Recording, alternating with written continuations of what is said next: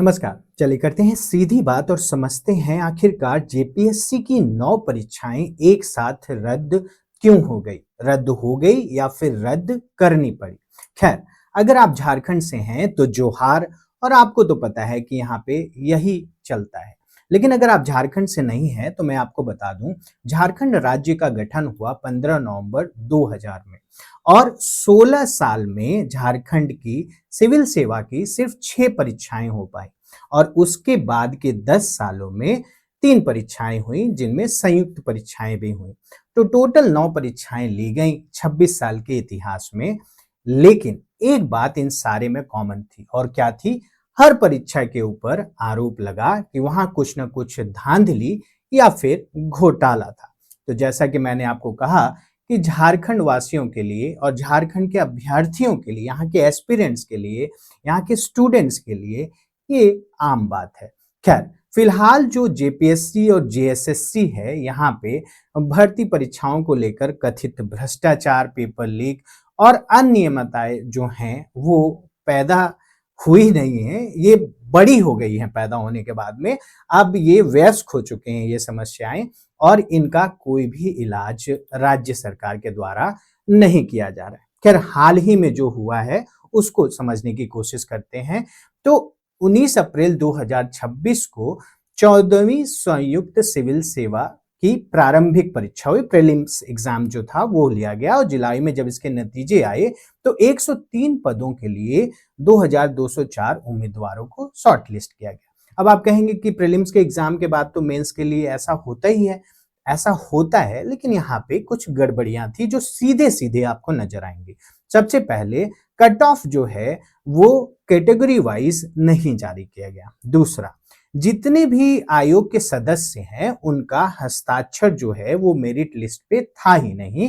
खैर, बाद में बताया गया कि जो अंतिम मेरिट लिस्ट होता है सिर्फ उसी में सारे सदस्यों के हस्ताक्षर की जरूरत होती है, लेकिन अगर वो सदस्य हैं तो उनकी जानकारी और सहमति थी या नहीं थी, ये भी तो हमें जानने का हक है। और इसके साथ ही एक वायरल ओएमआर सीट जो है उसके मुताबिक ये आया कि एक उम्मीदवार जिसने बहुत कम सवालों के जवाब दिए थे उसका भी सिलेक्शन वहां पर हुआ है, जबकि वो क्वालिफाइंग मार्क्स के हिसाब से बहुत ही कम नंबर पाए हुए था। और परीक्षाओं का बड़े पैमाने पे जो रद्दीकरण किया गया है कि जेपीएससी ने जो मुख्य परीक्षाएं थी, बैकलॉग परीक्षाएं थी और अन्य विशेष परीक्षाएं जो थी, उन सभी को इस भारी हंगामे के बीच में क्या किया है, उन सभी को स्थगित कर दिया। इसीलिए मैंने आपको कहा कि 9 परीक्षाएं जो हैं वो रद्द कर दी गई। अब यहाँ पे एक बहुत ही आपको दिखेगा कि दाल में जो काले वाला जो चीज होता है वो क्या है कि यहाँ पे एक लखनऊ स्थित निजी एजेंसी है टीडीपीएल, ये उत्तर प्रदेश में परीक्षाओं में धांधली में संलिप्त पाई गई थी और वहां पे भी इसे ब्लैकलिस्ट किया गया है।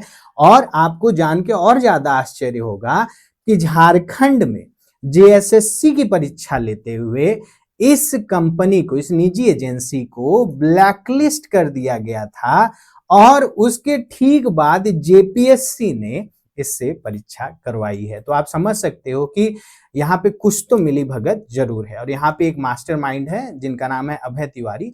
तो सीआईडी ने क्या किया, गोड्डा जिले के एक सरकारी अधिकारी, ये झारखंड सरकार में अधिकारी हैं अभय कुमार तिवारी, इनको गिरफ्तार किया और इन्होंने खुद जेपीएससी और जेएसएससी की 5 परीक्षाएं जो हैं वो पास की हैं। बाद में पता चला कि ये भाई साहब जो हैं वो टीडीपीएल के मार्केटिंग मैनेजर रह चुके हैं। तो अब आप समझ लीजिए कि 5 परीक्षाएं इन्होंने किस तरीके से पास की थी। खैर, उम्मीदवारों के चयन के बदले पैसे जो हैं वो मांगना और उसके साथ परिवार के सदस्यों की नौकरी लगवानी, यहाँ तक कि रांची के किराए के होटल में ये अपना खुद का पैरेलल भर्ती सिस्टम चलाते थे कि भैया राज्य सरकार आपको नौकरी दे या ना दे, आप हमें चढ़ावा चढ़ाइए, हम आपको नौकरी जो है वो जरूर उपलब्ध करा देंगे।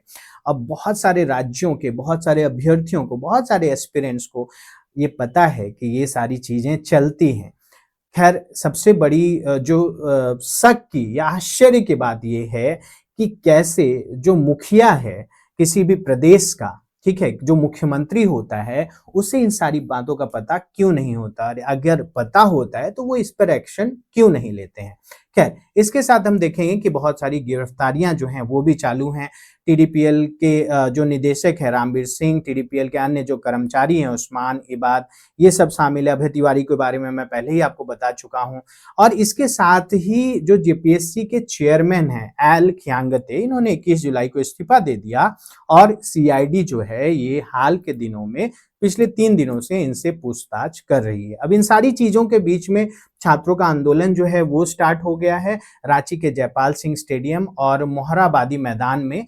और यहाँ पे जो छात्र हैं वो बहुत सारी मांगे रखे हुए हैं। छात्रों का जो आंदोलन अभी हाल ही में आपने देखा कि जंतर मंतर में हुआ था, तो ये कह रहे हैं कि 7 से 10 साल इन्होंने तैयारी में बिताए और पेपर लीक होने के कारण से और देरी होने के कारण से इनका उम्र निकल चुका है। तो अब ये कहाँ जाएं?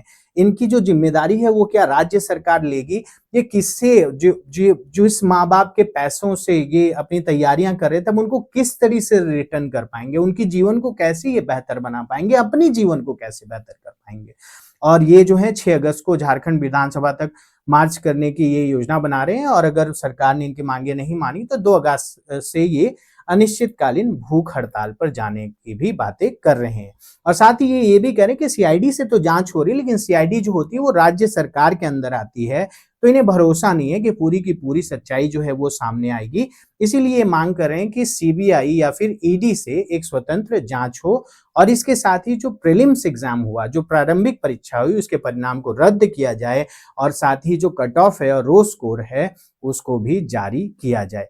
खैर, इन सारी संदर्भों को देखते हुए एक चीज आपको यह समझना पड़ेगा कि ये झारखंड का आज का संकट नहीं है। जब से झारखंड बना तब से यह संकट है। और हाल में हमने देखा कि पेपर लीक के खिलाफ ये जो सख्त सजा आई जिसमें 10 साल तक की जेल, 10 करोड़ रुपए का जुर्माना, ये जो अधिनियम 2024 पारित किया गया है, यह कानून केवल यूपीएससी, एसएससी और एनटीए के ऊपर में लागू होगा। मतलब जो केंद्र सरकार की संस्थाएं हैं उनमें लागू होंगी और राज्य लोकसेवा आयोग या फिर राज्य की जो संस्थाएं हैं उनमें लागू नहीं होंगी।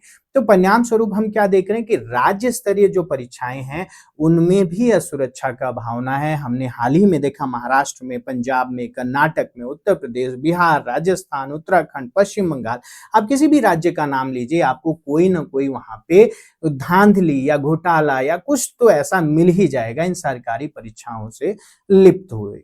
अब कुछ राज्यों ने अपने यहाँ कुछ कानून तो बनाए हैं, लेकिन बहुत सारे राज्य हैं जिन्होंने ऐसा कुछ नहीं बनाया है। और अगर है भी तो ये भ्रष्टाचार में अगर कुछ मंत्री संलिप्त हैं, अगर कुछ विधायक संलिप्त हैं तो उनका भी नाम आना चाहिए। और अगर नहीं संलिप्त हैं तो उन सब लोगों को मिलकर मांग करनी चाहिए कि भाई युवा जो हैं उनको कम से कम, अगर वो मेहनत कर रहे हैं, सब तो पहले तो आप सरकारी नौकरियां बहुत कम कर दे रहे, अब जो है उनमें समय से आप परीक्षा नहीं करा रहे हैं। परीक्षा हो रही है तो पेपर लीक हो जा रही है, अगर पेपर नहीं लीक हो रहा है तो पहले से ही सीटें जो हैं वो कंफर्म हो जा रही हैं। ये बहुत सारे अभ्यर्थियों को आजकल पता है। इसका जवाब कौन देगा? क्या झारखंड के मुख्यमंत्री हेमंत सोरेन साहब देना चाहेंगे, या झारखंड में जो विधायक सांसद हैं वो लोग देना चाहेंगे, या फिर यहाँ भी एक आंदोलन की जरूरत है? युवाओं को आगे आना पड़ेगा, अपनी मांगों को खुद सामने रखना पड़ेगा। आपका क्या कहना है इसके बारे में हमें जरूर बताइए।